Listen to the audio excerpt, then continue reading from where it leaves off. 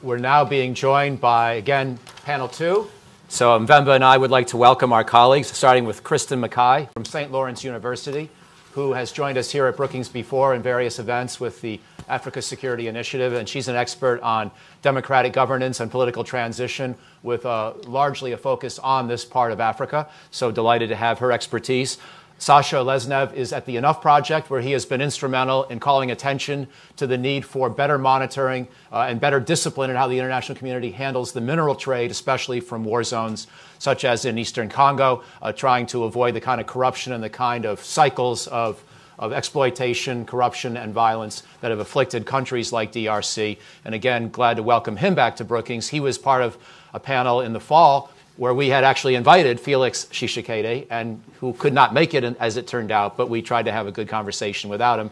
And now President Tshisekedi wound up visiting us later at Brookings privately, but we weren't able to have another public event. And John Tomaszewski from IRI, International Republican Institute, JT, as he's best known, who runs their Africa program there, also joining us again for another conversation on this subject. JT's expertise is really continent-wide, but with particular background in Kenya, Nigeria, South Sudan, and Egypt, although he's passionate about DRC, and I've heard him speak eloquently again on that topic, so I have no doubt we'll get a lot of insight from all these panelists. And I'm just going to launch right in and not frame another big question, but just ask them to pick up the conversation where it left off. They've all told me that they pretty much have thoughts based on what they heard from Laura and others in panel 1, and so we'll just work down the row, see where we stand, and then get you involved again for the final half hour or so. So, Kristen, thank you for joining us, and over to you as to where you think we are in Congo, how we should view this step, and also our options going forward. Mm-hmm. Definitely. Thank you all for sticking with us for the second hour, and thank you for having me back, Mike. Yeah, I think the first panelist gave us a lot of food for thought, and so I think I want to build on some of what they had said. And I think the question that I've been focusing on is what room does Tshisekedi have for maneuver in the situation where he finds himself now? And I'm of two minds. I think he has a lot of room for maneuver symbolically and in terms of really trying to shape sort of the dialogue and the tone going forward. Because of his opposition party being, the opposition party for so long, I think he has, and of course his father before, really has that sort of symbolic power, which can be quite forceful. But I also think institutionally he is very constrained. As we've heard, the National Assembly, he will not have nearly a majority there. And as one of the other panelists mentioned, President Kabila, the constitution was altered earlier, I think last year, to say that former presidents will now have a permanent seat in the Senate, and it is likely that he will be Senate president and therefore be able to still control things like security and mining contracts. And so that will be certainly a big challenge in terms of Tshisekedi really being able to have his agenda move forward, policy-wise and legally and whatnot. And so I think the other question for Tshisekedi is, can he pull together the opposition? So clearly there was a split in the opposition back in November when the opposition had at first gotten behind one single candidate, and then the very next day he sort of broke from that coalition. But I think if he is going to have that symbolic power, it's not just going to be rallying his base, but it's also uniting the broader opposition. And so the question is, can he and Katumbi and Jean-Pierre Bemba and also Fayulu's camp, can they come together? Can they be that sort of force against the FCC coalition?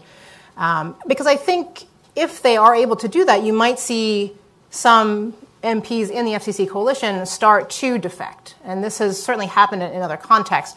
And so I think there are ways that chosen successors can outmaneuver their predecessor. We've seen this in Angola, right, with the new president sort of being able to outmaneuver some of the really entrenched Dos Santos regime that I think no one assumed that would happen. And so I think he has some space, but as some of the panelists said earlier, he'll have to really be, I think, dedicated to that and smart how he uses that.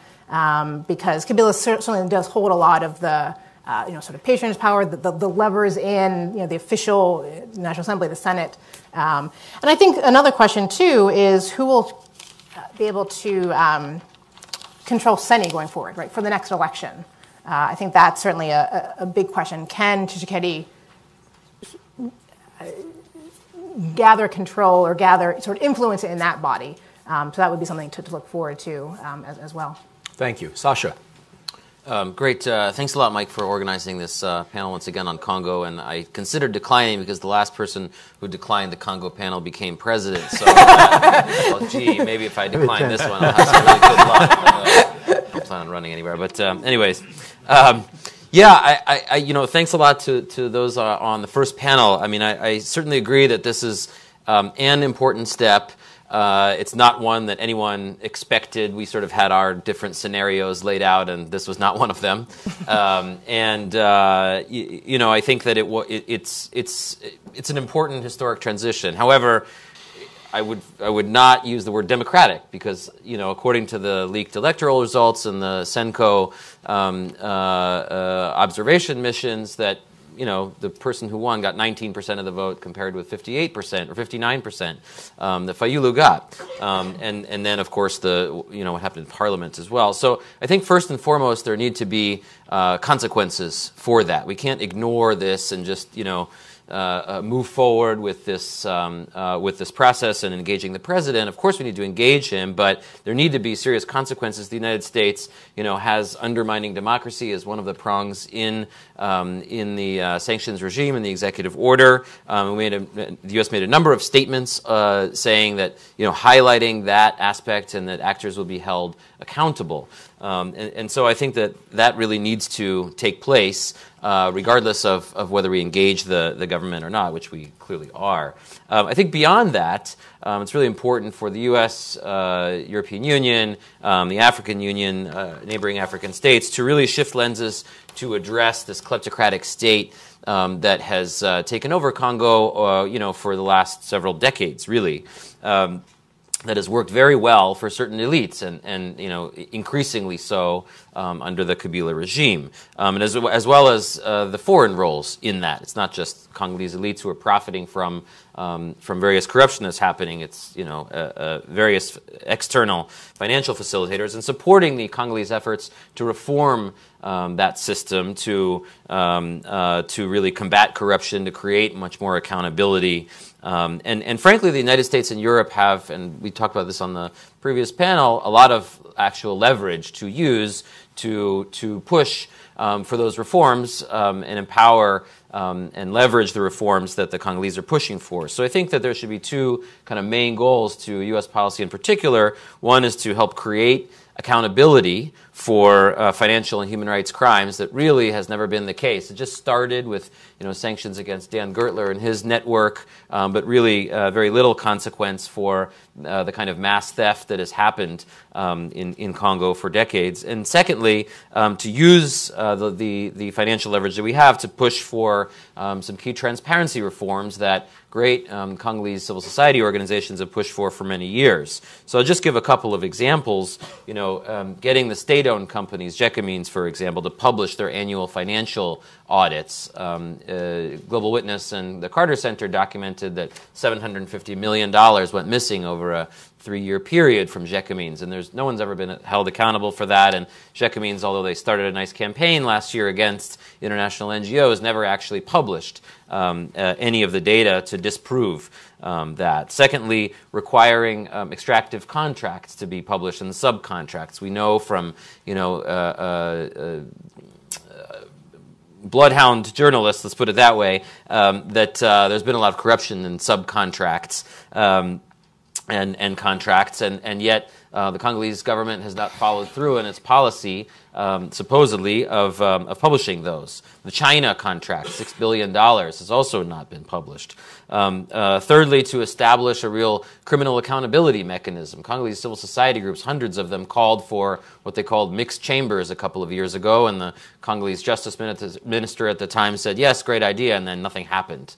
So, that's an example of an initiative that really needs to be followed up to address the crimes highlighted, for example, in the UN mapping report, to address the kinds of crimes that the UN group of experts has pointed out, and others. Strengthening the Extractive Industries Transparency Initiative, establishing a new IMF program in Congo to help address issues at the central bank, and pushing for banking reform.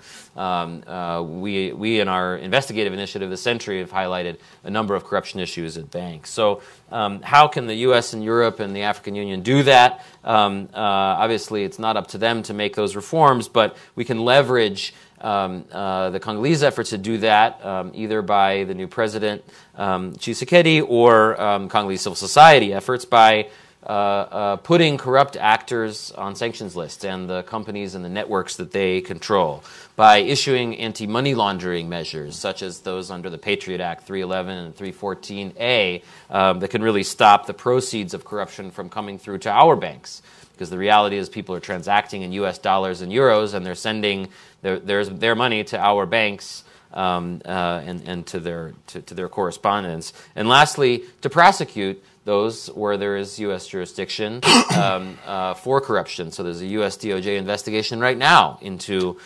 Glencore and reportedly companies controlled by Dan Gertler. That should not stop. Now that there's a new president, actually that needs to continue, and those prosecutions should go forward so that there is some clear boundaries, and that, I think, can empower Tshisekedi to say, well, look, the international community sanctioned so-and-so. I can't have him as my minister. That's, I'll never be able to get investors, as someone highlighted. So-and-so was Dan Gertler's business partner. There's no way we can put him forward as our mining minister. We need to have someone else so that, we have real credibility here. So I'll stop there. That's excellent. Thank you. JT, welcome, and look forward to your thoughts. Sure. Please. So I work for the International Republican Institute. We're not a member of the Republican Party, so in case you're wondering, there's a lot of Democrats that work for us.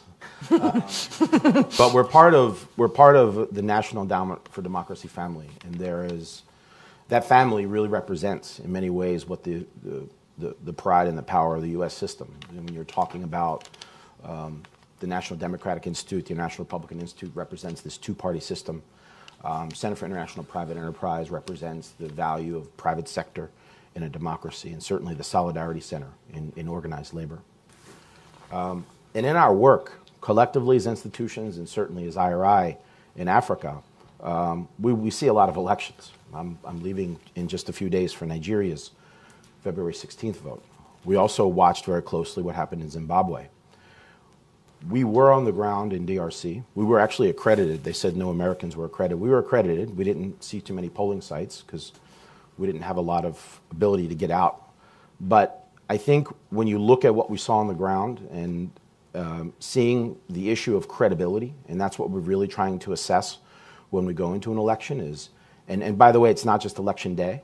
It's looking at things months out, looking at the application of legal framework, the way in which the electoral process is being carried out as in accordance with the law, whether or not constitutional provisions are allowing people to participate in a process that is said to be democratic. And then when you go through this process and then you see on the back end of it a voting day, and we have been critical in the past of some of the multilaterals like the AU or SADC who may so narrowly view some of these things, some of these elections, and say, election day was smooth, things look okay, let's move on. We saw SADC do a little bit of that in the Zimbabwe elections. When you see the process go on and you get to the other side, which these days in Africa, the transmission of results, the results tallying process, the announcement of results, we saw that in Kenya, we saw issues in Zimbabwe, now we're seeing a DRC. I predict we'll see something in Nigeria similar to this. You see a trend. So what that means is when we watch and we see elections take place in a country like DRC, and we're working with Democrats, small d, on the continent and encouraging them and trying to help them either through strengthening institutions, working within civil society, or even helping candidates to try to compete in what is often a lopsided political landscape, it's very discouraging. to see an election come out that way, and then to see the international community yet again apply double standards. I think the example of Venezuela is put out, but there was an opportunity there to perhaps prolong this a little bit longer and see if we could get some more data to look at, was this a credible process? Or at least, if it wasn't a credible process, was what the CENI put out there the true expression of the will of the Congolese people? That may have helped, even if it was a fabricated process, this president as he goes into now governing. And I point you to what's going on in Zimbabwe today. I really have to. When you look at the way those elections occurred, yeah, election day was great. I was in Harare, peaceful. People voted. People were ecstatic. They were expressing their democratic right. But the months leading up to that vote and what happened after that vote were crucial and impacted the credibility of Emerson Mnangagwa as he took power. And now we're seeing in that country, once an economic crisis came forward, now a break apart of a number of political sort of institutions, including the ZANU-PF. We could see the same thing in Congo. Why? Because when you put an elected leader who does not have that credibility forward, it's very hard for them to do their job. It's very hard for them to enact reforms. Tshisekedi has promised a great deal of things to the Congolese people. If you look at his platform, if you look at his public statements, we'll all be watching the La Lucha Fachi meter to see how he delivers on these promises. But he has a very, very steep hill to climb. Now, what's the options for U.S. policy? Well, certainly calling the election democratic, calling it an election,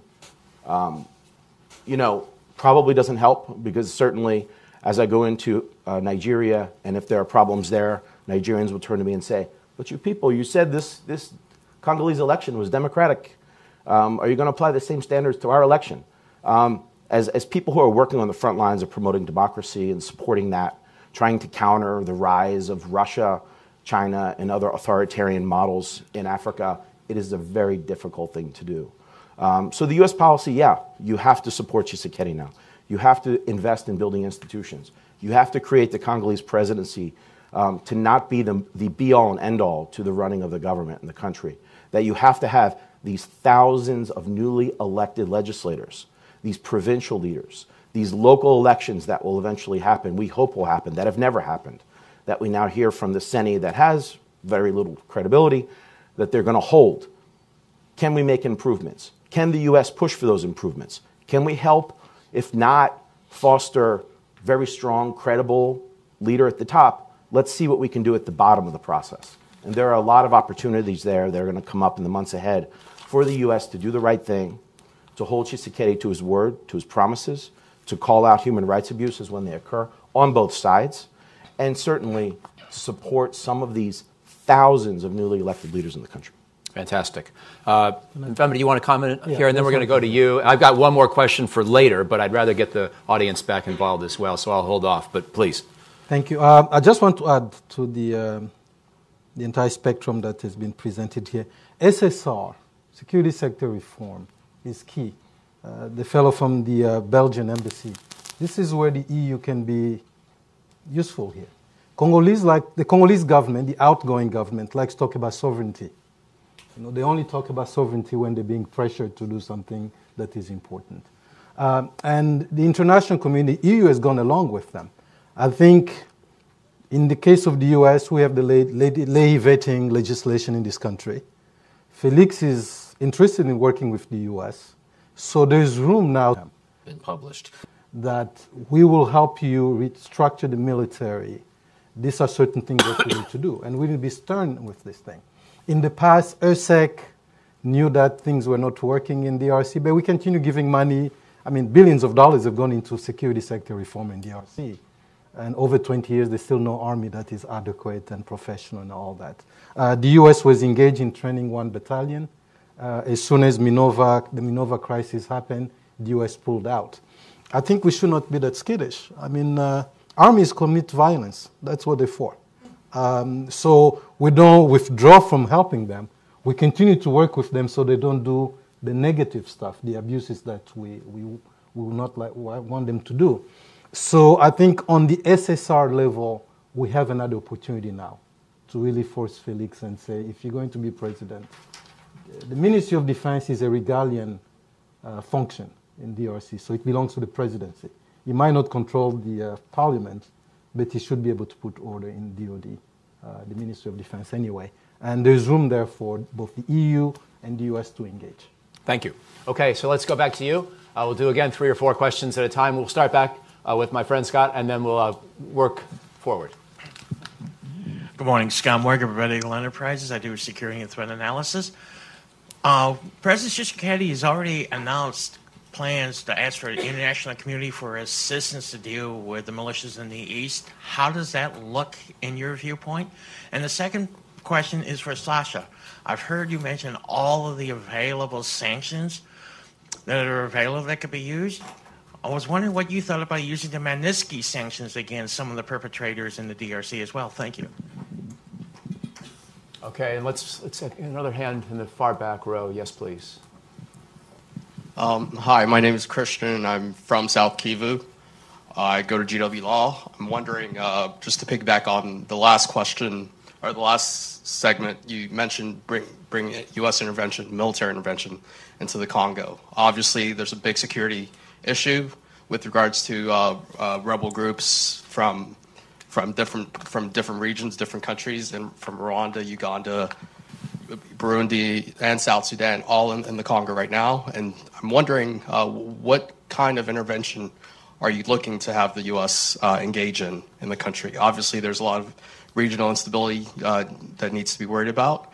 And so a lot of implication goes on into, are you looking, to carpet bomb these leaders or these rebel groups? Are you looking to, and what are the implications of Russia and China and their involvement in the region now that they're seem to be more engaged? I'll clarify what I meant in just a second. No, it wasn't that. So let's see who else in the back might want to get involved, and then we'll keep working our way forward. Anybody else? We've got a hand up here in the front. Thank you, sir. Hi, my name is Bob King. I would like to know, it's just a question, would you tell us what do you think about the future of opposition in DRC? Because Kabila should be one of the devil, but he's shown us that most of people in Congo, the one that was calling like opponents of Kabila regime, are just corrupt. Okay, and then do we have a final hand, or should we come back to the panel now? Okay, so we'll now respond, and we'll go through this round. If anybody else gets questions, we'll have a second round. And I've got one more for the panel as well before we would wrap up. But we've got still a half hour to go. Let me just clarify. So what I was talking about with a security force assistance brigade, this is not a combat unit per se. It may begin as a combat unit, but then it is transformed, and the Army has actually been building a couple of these now, where the idea is to go out in the field in groups of 15, 20, 25 people and work at the tactical level with a unit that might need help with planning and training and structuring its own units. So what I'm suggesting is if the opportunity presents itself within the broader overall UN mission that continues to be necessary, and I agree with Mulala from the first panel and others that it still is necessary, but it has to get better. It has to also think about a time horizon by which it would work itself out of a job ultimately. I'm not suggesting we put an artificial constraint. I like Tom Perriello's 3-year goal, but I think Tom would probably agree with me that that should be a goal, not an absolute requirement, and it's probably going to take longer than that. But my suggestion is unless the Congolese military begins to get better in the field, and there was also a suggestion earlier that perhaps President Tshisekedi needs to replace some of his field commanders and look for more, in some cases, more competent people who are more effective in the field. That whole process could benefit from a few, maybe up to a few dozen American teams that are in small numbers out there in the field to work, not just at national training centers, but in the tactical locations in the East, and help people conduct their operations most effectively through mentoring, through advice, through training. They can protect themselves, but otherwise they are not combat units per se. That's the concept that I was suggesting we consider applying to the DRC and the UN mission there. But let me now work down the panel with whatever comments you'd want to make or answers in response to the various questions. Mm-hmm. Yeah. So it sounds like most of the questions were about sort of regional security concerns, and I'll let other people who have more expertise in that speak to that. But I think one more, if I might sort of indulge myself in you, just another related point to what was brought up earlier among the panelists. I think what's been interesting for me is to look at the very quick change in the international response, right? The initial response was one of being skeptical about the results, SADC and the AAU and the EU and US, really questioning the results, saying let's delay the announcement of who's going to be president. And then very quickly, once the Constitutional Court made their ruling, it was a very quick, sort of 180 turnaround. I think JT was saying that the State Department press release said, we welcome the new president, right? The sort of very, very big change in language. And to me, I think we can think about that as, or explain that by thinking about, well, who were those initial condemnations of the process sort of geared towards? And I really think it was actually geared toward the Constitutional Court judges and giving them sort of the space and latitude, if they wanted to find the results not credible, giving them sort of international backing to do that. Just like we saw in Kenya the previous year. And then I think when the court did not sort of take that leeway that was maybe provided and ruled in favor of the results, not even going to a recount, that's when you all of a sudden saw then the international community very quickly change. I think that was kind of an interesting dynamic to watch play out between another institution in the Congo, right, and sort of respecting their legitimacy as an institution and not wanting to question that, because the legitimacy of the courts is also a very big question, just like the legitimacy of the executive. So I think that's interesting to sort of look at as we think about the international community and the reactions that we're putting out. That's great. Thank you. Sasha. I think that we need to step back for a second and give a realistic assessment of where the new government stands, right? That, look at the photos from the inauguration, Kabila and Tshisekedi really, joking and laughing and hugging each other. I mean, this is not a real transfer of power yet. I mean, the reality, and we've never seen any protests from any of the 80-plus Kabila companies and people who control them, anything like that, right? So all these people are feeling right now that, okay, basically we made some sort of a deal and, we're going to be here for some time to come, and we're seeing no real signals from Tshisekedi that he's really going to uproot them and change this equation. And so, we can talk about all the new things that we'd love President Tshisekedi to do, but the reality is that he's highly, highly constrained. Kabila controls the legislature, as we've talked about. He has such strong network in the military. I would say that he really controls that. Obviously, he amended the Constitutional Court a few months ago, and clearly has a very, very strong network in the judiciary. And we're told from recent news that he's basically holding a veto power over many of the various appointments in the executive, even. So he's actually a very strong player in this equation. And so, the U.S. can say, well, we really want to push for X reform. For example, we'd like to see some military reforms and some people reshuffled. And he's going to be like, how do I do that? These networks are really in there. So that's where I think we get back to the leverage and the sanctions and the money laundering measures and that financial piece of things, that, if the U.S. pushes for some of those reforms and backs it up to say, well, actually, we're going to sanction so-and-so general, we're going to sanction so-and-so head of bank, etc., then I think we can finally see some actual reforms because they're backed by something strong. These people don't, only just buy farms in Congo, although some Congolese people have burned them down, as we've seen in Beni, for example. But they also launder their money in South Africa, Europe, here, etc., and through various international companies. So to get to your question, Scott, as a long-winded answer, we need both the executive order on Congo, which talks about undermining democratic institutions, but also, of course, the Global Magnitsky, which is really the U.S. tool, not just in Congo, but elsewhere, to combat corruption. And so, we would certainly hope that the next round of GLOMAG designations would include some key individuals and their companies that have been involved in corruption to leverage those kind of reforms. Excellent. Mvemba. I'll address the question of the future of the opposition. JT mentioned the platform of Felix Tshisekedi. Felix has made a lot of statements. And the last one that really raised flag for us Congolese is when he said Kabila is his strategic partner all of a sudden, and that in the spirit of reconciliation. I mean, it was as if he won and forget everyone else. It's just my arrangement with Kabila. Well, the struggle has been a struggle of everyone. You know, UDPS may be 38-year-old, but there are many other groups that have been fighting the system before UDPS. The civil society groups, the advocacy groups. So whether there will be reconciliation or not, that's something that the parliament should be involved in, the people should be involved in, civil society and so on. So you cannot just make deals and make pronouncements and say now we're moving forward. And why is that important for the opposition? Well, the opposition has lost people. People have been killed in the streets. Youth movement have lost people. Advocacy group have lost people. UDPS has lost people. So when you make statement like this, what does that mean for the opposition?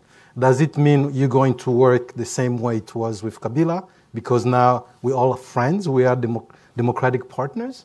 Or does it mean we will punish people who need to be punished so we can continue expanding that political space and opening it further so people can join that space to continue looking for better? He's come from the opposition, but we've known people who come from the opposition who become worse when they get to power. So we hope that will not be the case for him. We hope that the ranks of UDPS will be the first one to go after him in protesting when that doesn't happen.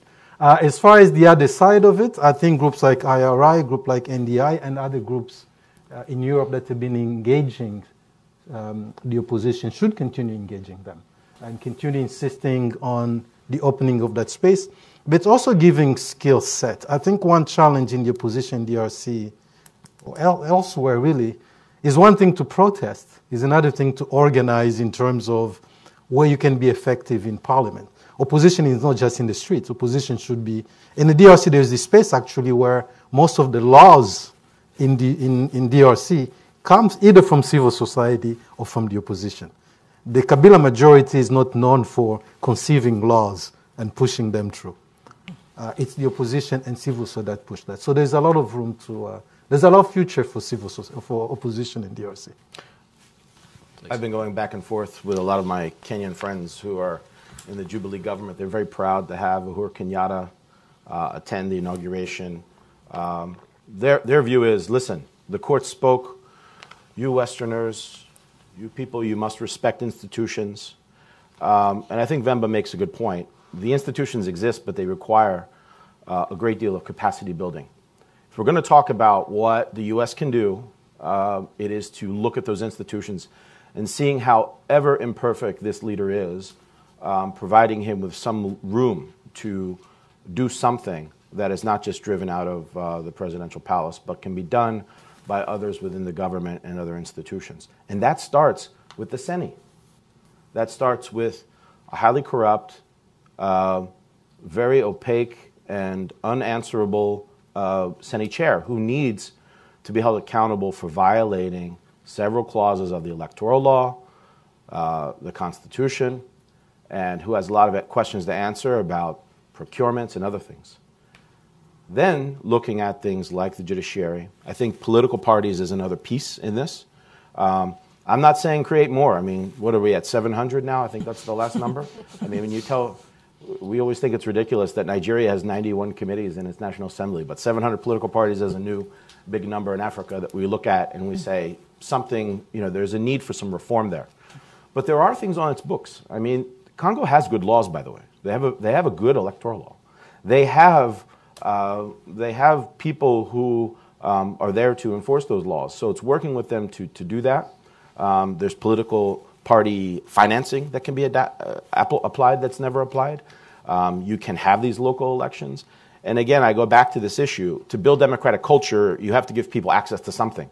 But if you're electing MPs in a way that's not transparent, that you didn't actually vote for that person doesn't really represent you, then you have a challenge accessing that person.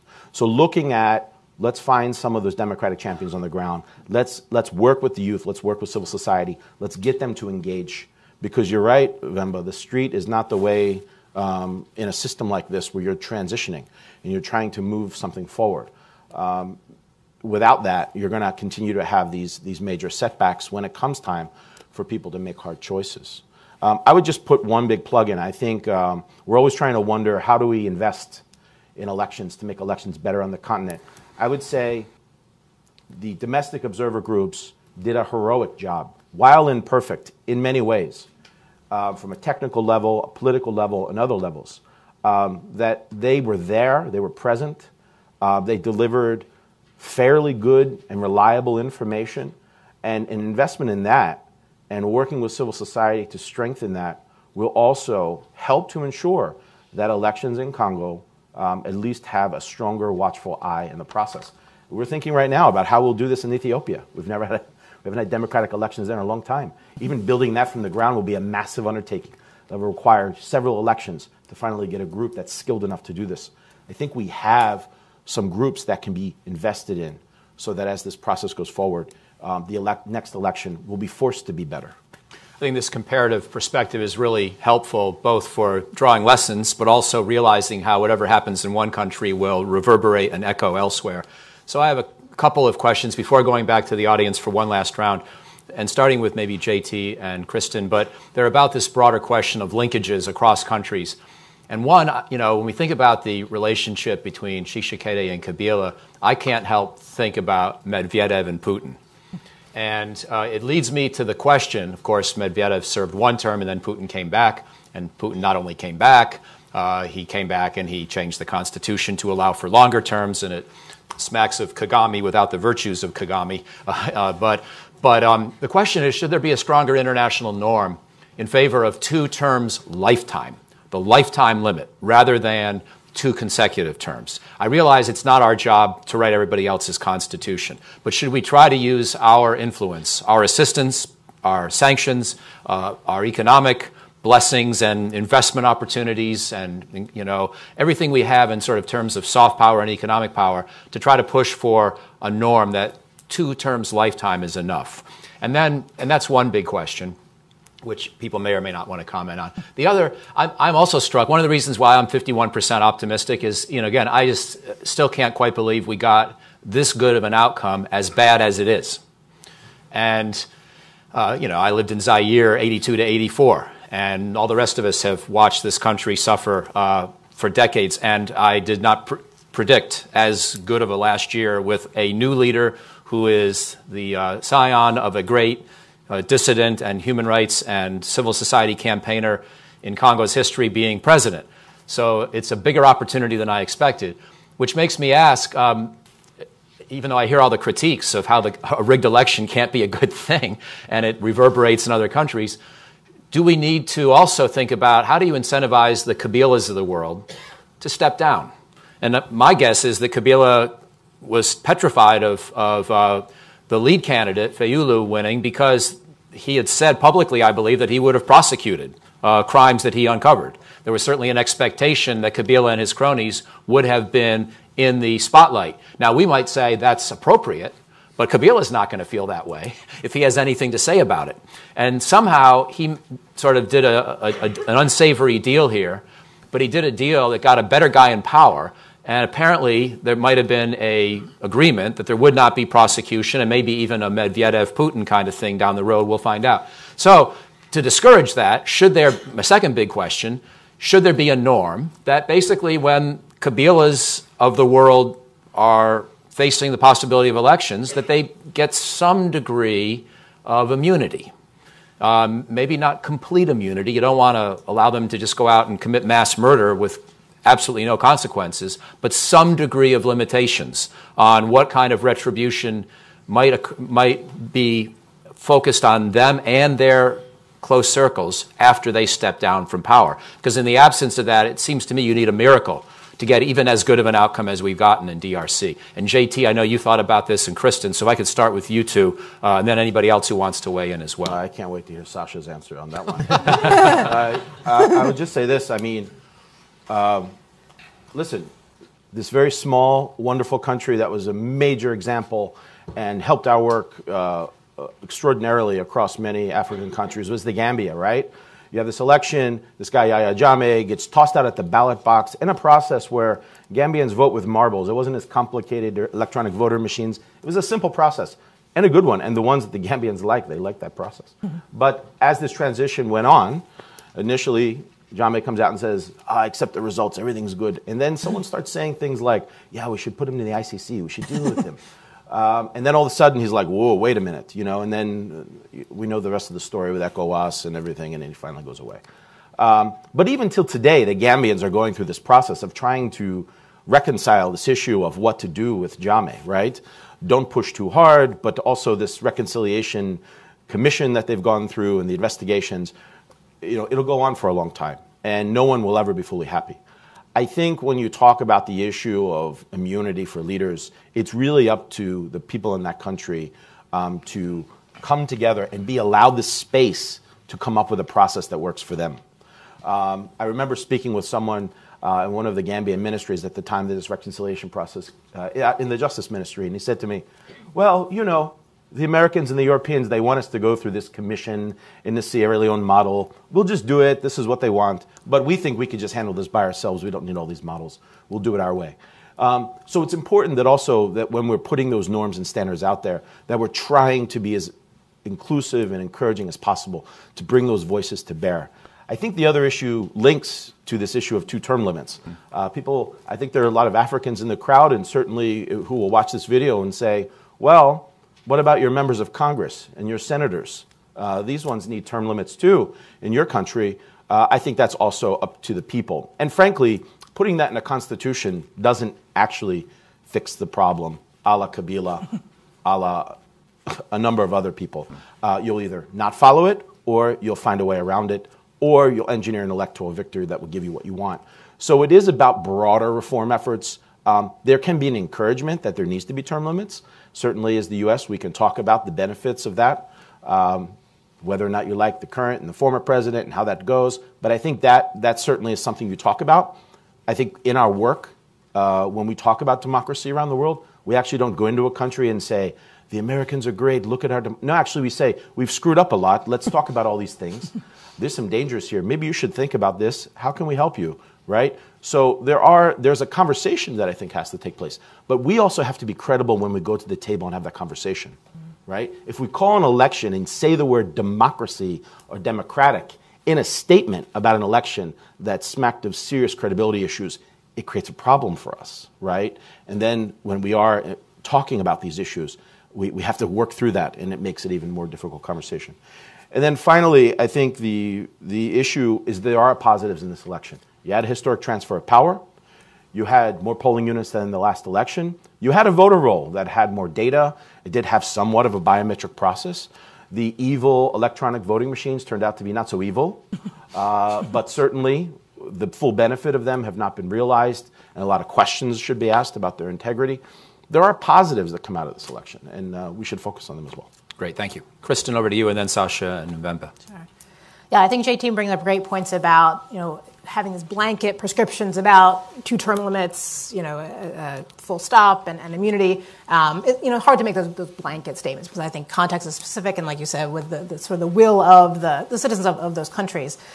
And I think, too, with the immunity question, because that is something I've thought about, I think certainly it can be a pragmatic tool to, like Mike said, encourage leaders to step down. But I think that the problem with that is that it's not just the leader, the president that we're talking about that's really entrenched in power. It's his or her network, right? It's his or her, the whole apparatus. And so giving just the leader immunity really doesn't get us that far because his network below him or her are always going to be pushing that leader to stay in power. Even if you would be granted immunity, what would happen to all of us? What would happen to the sort of patronage networks? What would happen to the whole sort of ruling coalition? And so I think the immunity pledges are sort of a little bit shallow in terms of that aspect.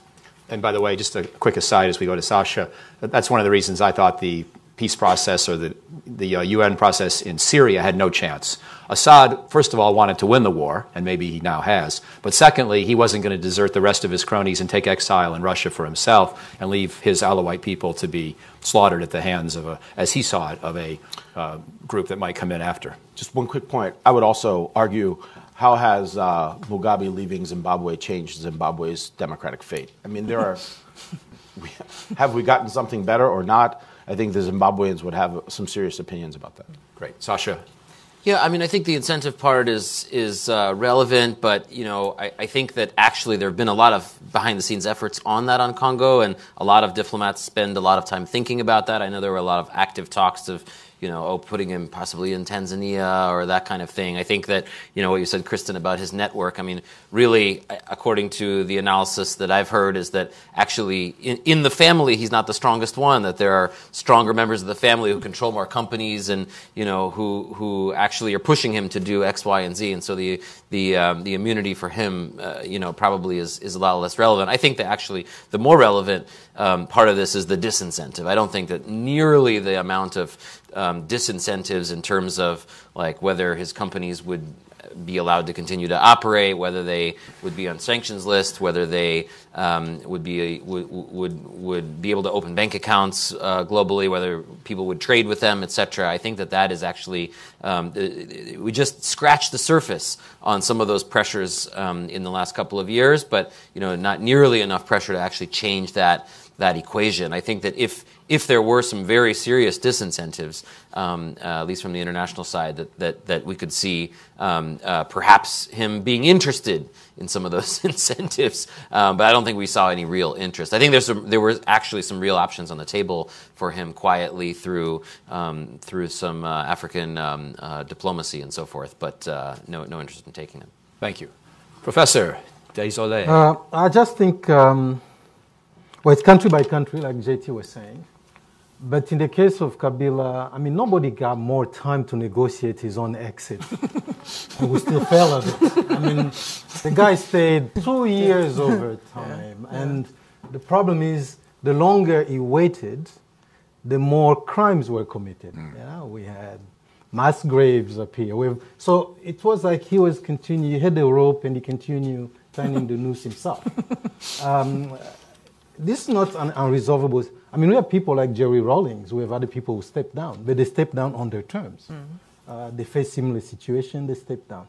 So I think this is part of a little bit of the challenge with Kabila, because his supporters think his situation is so unique, and he has come to believe that, and people outside also have come to believe that, when in fact his situation is not unique. His situation became more and more like Gbagbo in Côte d'Ivoire, because the longer you wait, the less you have room to negotiate, and then events catch up with you.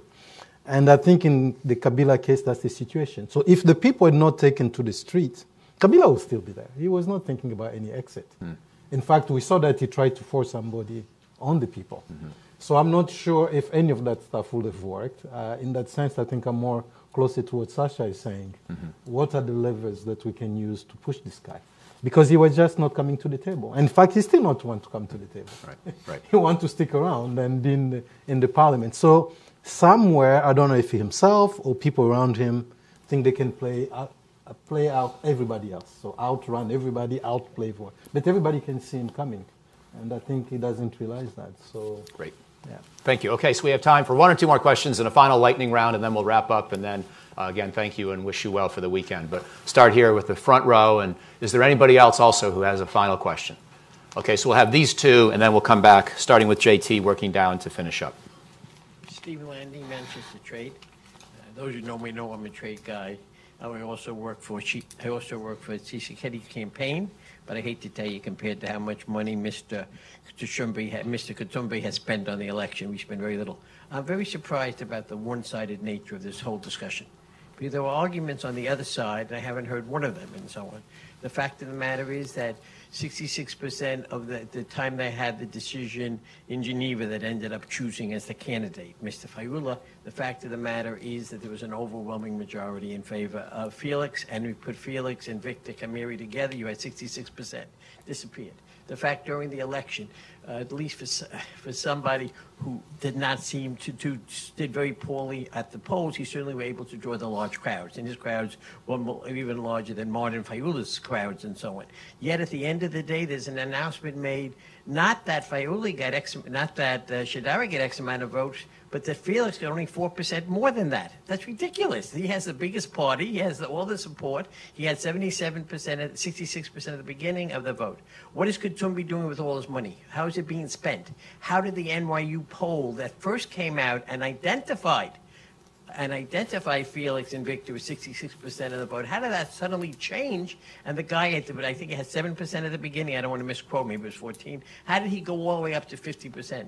My real objection is that no one is really doing an analysis. So starting from the basis that one electoral alleged leak resulted in all kinds of projections and what the result was going to be, and nobody talks about Mr. Katumbi's own interest. And the worst thing of the whole discussion, in my view, is that in the United States, we had three interesting elections. In my youth, Mr. Kennedy certainly stole the election from Mr. Nixon because of what happened in Chicago with the father and the bootleg. Why don't we? Trust me. Let me make my point quickly. Trust me. Please trust me. I'll make my point in 1 second. Your case. No, just trust me. Interesting question. Excuse me. People have made the point that Mr. Fayouly has a right to object to the election. Mr. Nixon, horrible guy, he said, "I'll accept the election." When Mr. Gore lost, he said, "I'll accept the election." People are talking about 2 terms being great. Thank God we didn't elect Weldon Wilkie as president. And then who's happier to have Mr. Trump than the person they beat? The point I want to make here is very simple, and that is that you're all bringing to yourself your prejudice. You've decided that somehow Mr. Fayouly won the election, and you do not give a balanced approach. Thank you. This gentleman here, and then we'll wrap up. Thank you. My name is JT Stanley. Thank you guys for your work. It was brought up multiple ways in which we could go ahead and improve Congo, like sanction regimes, such as your colleague John Prendergast has talked about, the UN, things like the Security Force Assistance Brigade.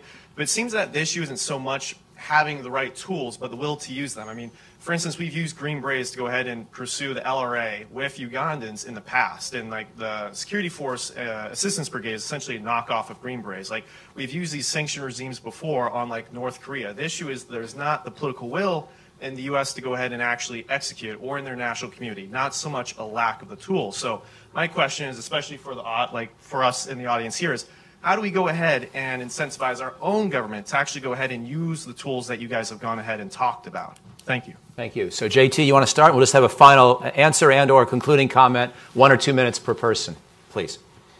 I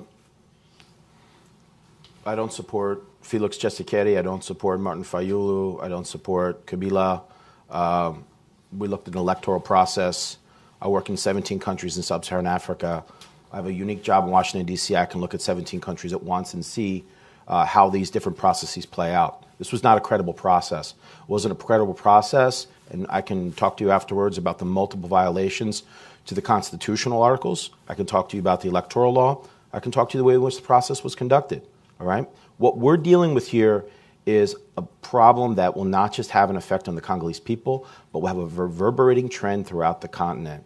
Right? If you can steal an election and manipulate an election in such a way, and I'm not saying Tshisekedi stole the election. I'm saying that the election process was not credible. The will of the Congolese people, who stood on line for hours, by the way, and the electronic voting machines didn't work, so then like by 3 o'clock they didn't vote yet, and then a bunch of them had to leave. The problem is that these people did not have the ability to express their will. You also have 1.25 million people who still have not voted for president, who would have, if you looked at the demographics and you looked at the numbers, would have probably gone for Fayulu. And then if you look at the margin of victory, right, 600 and some thousand, that really calls into question. If these people had voted, what would have happened? So there's a lot of questions here, and questions should be talked about, questions that I think help the Congolese people to figure out how to make elections better in the future. And that's what my interest is here, not to promote one candidate or another. Great, thanks. Mvamba. Yeah, I think the point that Mr. Landy raises are valid, but I think the challenge, this is the part, on our panel I talked about a division, that this thing had become a divisive experience, is because Felix Tshisekedi's supporters assume that everybody who questioned the process is questioning everything about Felix. But it's not about Felix. That's not the point. The point is about the process, and the process was not good. And I think UDPS also added more to the suspicion. Talking about the US in the same way the Trump administration, the Trump people were talking about Russia and Russia and Russia. And Russia has not gone away, because that was part of the pronouncement. Russia find email, Russia do this. The same way happened with the Tshisekedi crowd. They start talking about negotiation with Kabila. While people are waiting for and they said, we are very confident that we will win. Well, what gives you the confidence that you will win when the issue on one level was my crowd is bigger, my fufu is bigger, all that stuff? That's fine. But eventually, pay for that crowd. We will find it in the numbers and the transparency. So once Senko and the leak from CENI start coming out, as an analyst, for instance, I'll be curious to see UDPS numbers. UDPS has not produced their numbers. I don't know what they're doing with them. I would like to see CENI's number. UDPS should insist that CENI put its number out. Home station level. We might not believe in the numbers, but we will have them to start doing comparison. So I think in that sense, there's some element there. I don't think this is actually, on the social media, it's crazy. Because when people ask basic question, UDPS people just attack everybody, assuming that somehow, no, everybody's Congolese. People want the country to move forward. People want the next president to succeed, not to fail. But we're not going just to accept it, as an analyst speaking for myself, to accept this because Tshisekedi said there was too many things that were not right. His pronouncement himself, Sasha was just talking this cozying up to Kabila, saying he's our strategic partner. Since when? You know, it's those kind of issues that create these clouds around him. He's president now. He can now insist on CENI to release those numbers. He's not doing that, and I think that's a problem. People want to believe there was some credibility to it, but nobody has that in this case, not in his side. And I think this is, since you are in touch with him, this is something that needs to be hammered to them. It's like, we're going to work with what we have. As an analyst, that's what we do. We work with what we have. We don't think about what you guys discuss in the back door or whatever. No, it doesn't work that way. We can only analyze what we have. So whether it comes across as bias or not, that is, I can see that. We all have biases, either because of what we do or whatever. But it also behooves them to push the CENI and themselves to publish their numbers so we can compare. Sasha. Like JT highlighted, we also don't support any particular candidate or party. But we did see the analysis published by from the leaked data from the Senko.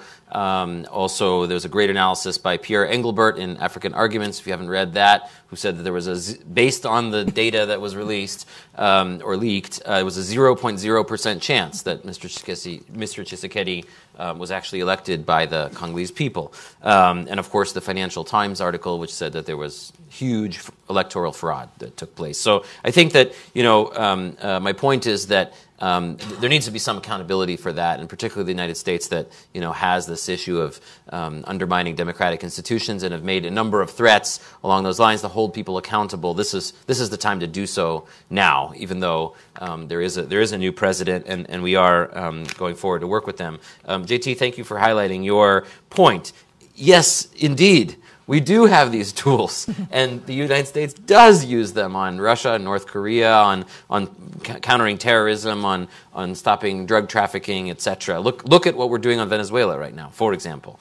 But there are a couple major gaps here. I think one is actual capacity to gather the information. Let's face it, all the United States intel assets are not being funneled towards Congo. We are putting them towards countering, ISIS, et cetera. So Iran, you name it. And so that's why we set up the Sentry as an investigative initiative to say, okay, look, we're actually going to have a team of investigators and whistleblowers go around and gather the actual granular data on how the corruption is happening and how this violates various statutes. And so therefore here, Treasury Department, here's what you can do with that.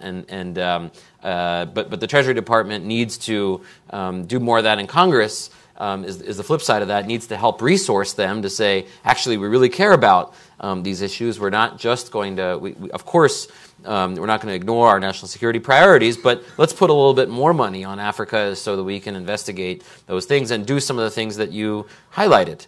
I think the idea of some sort of a security assistance program that would, help effectively counter groups like the FDLR is a great one, and this may be a good time. I would wait a couple of months to see sort of where President Tshisekedi is going to shake up the military so that it's not the same corrupt military actors. The last one, by the way, was found distributing arms and ammunition to the rebel groups. So we don't want people like that to work on it, but to do that and then to build the political will. This is where Congress comes in. There was a great bill last year that many of us helped work on as well, called the Congo Democracy and Accountability Act, and that should be reintroduced and would help empower the administration. Thanks. Excellent. And Kristen for the last word. Sure, absolutely. I think the hard part in Congo right now is we don't know the real results. We have competing results. Probably both of them are not, fully correct. And the problem is that the process that was laid out for how to count the results, make them public, there was no transparency. The rules were not necessarily followed, and that's the problem. That's I think what the court was asked to do, to say process was not followed. We need to step back, do a recount. But we're not given the chance to do that, and I think in Kenya that was what happened, right? The rules were not followed in the election. The court stepped in and said we need to look at this more closely. And so I think going forward, that's where we need to focus, right? Having processes followed, having clear rules, and then having accountability when the rules are not followed, so that we can know the true results. Because pre-election polling, as we all found out in 2016 in the U.S., it's not worth the paper it's written on. And so, right, we need the true results, and we don't have them yet. I'll also just finish with one additional final note, which is I don't think I heard anyone on either panel suggest that we should not try to work with President Tshisekedi, and that he doesn't. I don't think I heard anyone suggest that he doesn't have the potential to be an important leader in DRC. So I will finish with those two important points. I want to thank Moulala and Laura, as well as this panel, and Tom, and all of you for being here. Please join me in the applause. Thanks for watching. Be sure to like and subscribe for more videos from Brookings.